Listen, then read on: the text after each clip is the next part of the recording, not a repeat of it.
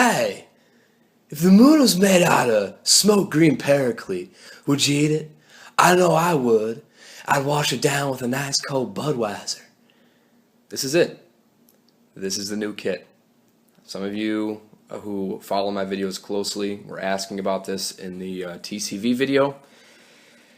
I'm really geeked up today. I'm the most geeked that I've ever been for a YouTube video. I know that this doesn't look like anything special, but I can assure you that this is really a spectacular find and a spectacular deal that I've come across. I'm very proud of myself. I'm very pleased, and I'm going to tell you about it now.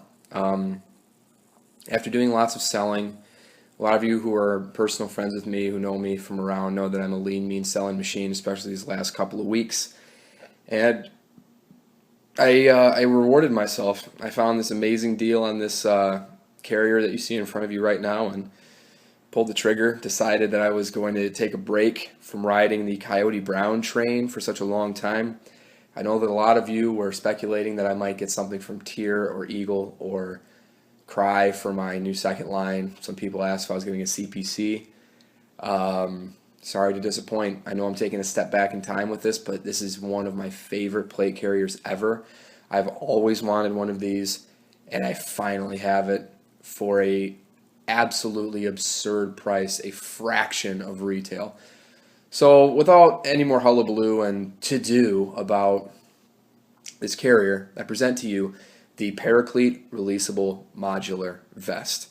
This is something that I picked up for an impression that I have since bailed on because it's just too much work and it requires me to purchase things for airsoft that I cannot justify and that I do not want to buy, particularly fake Anvis night vision mounts that I can't tolerate spending money on something like that. So I downgraded. I know in response to one of my subscribers, he asked, and I told him that it's a kit used by a Tier 1 unit. It has since moved down to Tier 2. I'm sorry.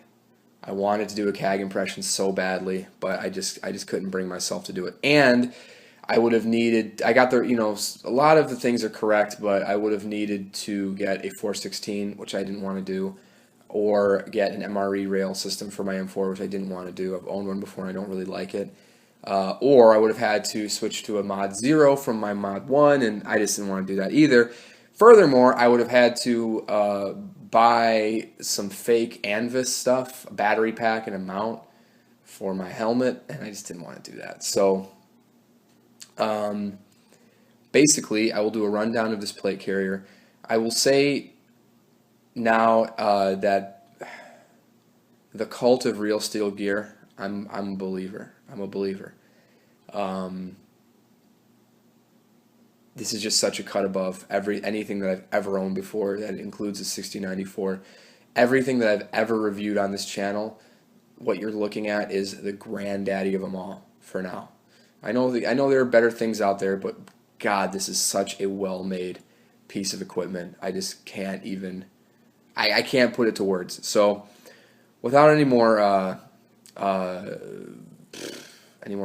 masturbation on my part, let's get on with it. So, starting up top, you have some shoulder straps, obviously. This enclosure here is not a shoulder pad. It's just something I guess you could run a sling through, or comms equipment, or hydration, and it just closes right over like that. Nothing to it. What's great about these shoulder pads, or these shoulder straps, is that you can hear the Velcro in there, but also when loosening, there's not just Velcro holding it together, there's also snaps. It's just the little things, man. Just the little things, like back here. You notice the two different colors? That top section is like velvet. Paraclete, man, they understand. They just understand. This stuff is expensive in the world. This vest retails for probably around $450, $500 with no pouches. It's because you're not buying the Corvette. You're not buying the Lamborghini. You're not buying any of those gimmicky dumb cars as far as kit is concerned. You're buying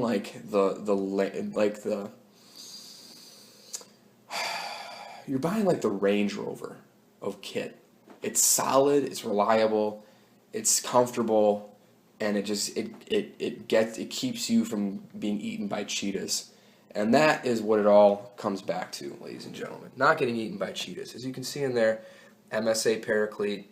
This is not Pantac. This is the real deal. Jumbo flag up front, Team SOP. It's not going anywhere. Kenwood speaker mic over here. Still hooked up to the Puxing, which is in a Paraclete embedder. Everything on this kit except for the Fast Mag is Paraclete. So we can just get that out of the way. But the embedder pouch, similar to the standard, you know, it's just a big boxy pouch. The difference between the Paraclete is that it is open on the sides. Whatever, you know, I've got a pair of socks stuffed down in there as per usual to keep my radio up where it needs to be, keep it easy to adjust as I am running around in the woods. To the right of that, my right, is a Paraclete frag pouch. All I do is I use it for keeping my dead rag. Ever since I saw this in Islander Boy 1's RBAV video, I've been doing that. Frag pouches are wonderful for carrying dead rags. They're very easy and convenient to get to. Next to that, I have 3 single-cell double M4 pouches, also from Paraclete. And all this, by the way, is smoke green.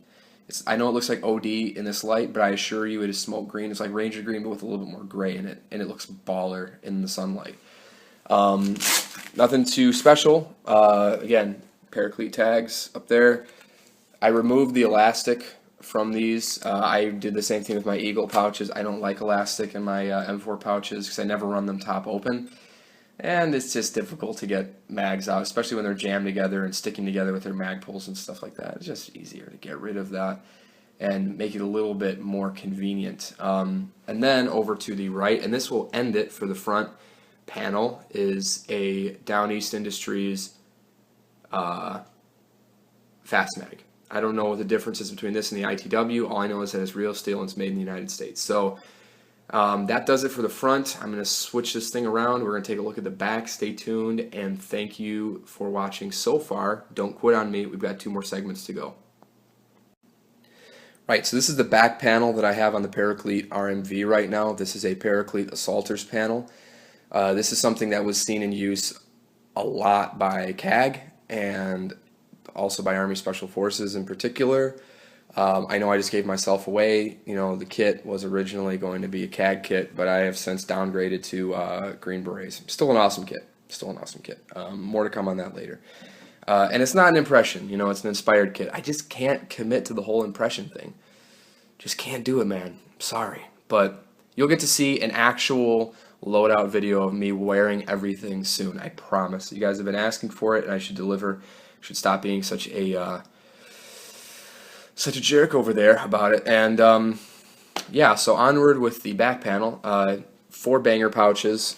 You know, I just have some Thunder Bees in there for demonstration purposes. Though these will probably be filled with smokes in the future.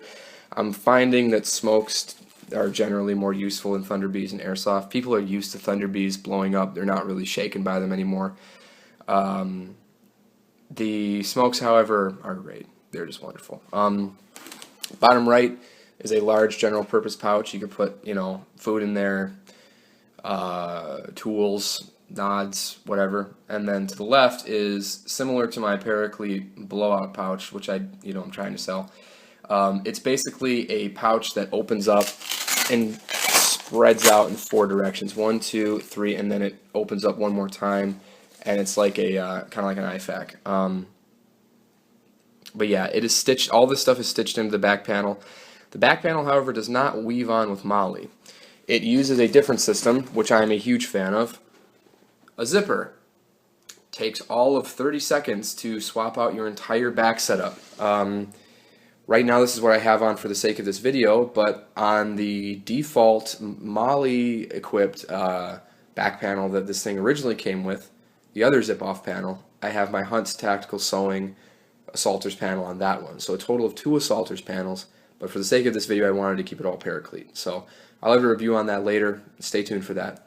So that does it for the back. Oh, and I always forget. Place to put your water up here. This opens up. I'm going to try to get a zipper installed on this. I'm not really a big fan of these whole Velcro enclosures.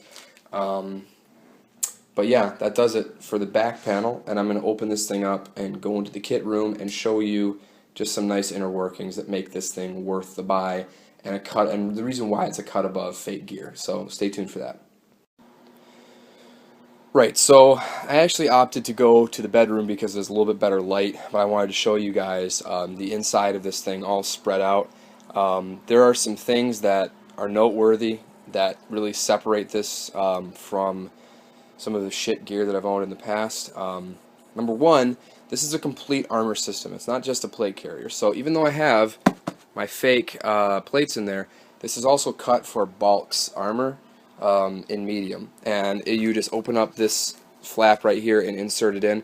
What's great about this vest and what makes it better than the TCV is it has sturdier material. Even though the TCV is made out of Cordura and hypothetically the same stuff, for whatever reason the Paraclete just sits nicer, and you don't have to have bulks in it to make it look nice and full on your torso. This row of MOLLE here is for attaching the famous Paraclete codpiece that comes down in front to protect your bools.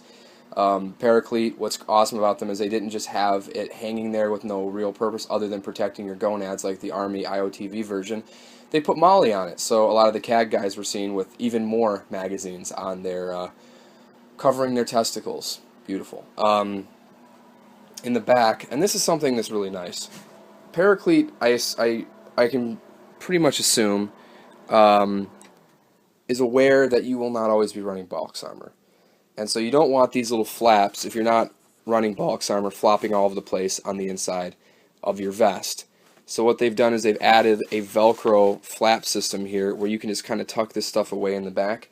And I gotta tell you, man, it's just the little things that makes my that makes me bleed Paraclete smoke green, man. I'm just so pleased with this. So pleased. And I know a lot of you are rolling your eyes. We get it already. You like the Paraclete. But seriously, it's just delicious. It's just delicious, man. If you have a chance to pick up one of these, please do not hesitate. Look at all that velvet. All that, I guess it's really fuzzy side Velcro, but it feels like velvet. I mean, look at it. Now respect it. That's all for this video. I love you guys. Keep up all of the support. More videos to come. I've got a lot of stuff that I picked up lately that I will be throwing up soon on the YouTubes. And yeah, thank you for your support. Stay tuned. Rate, comment, and subscribe. I'll talk to you later.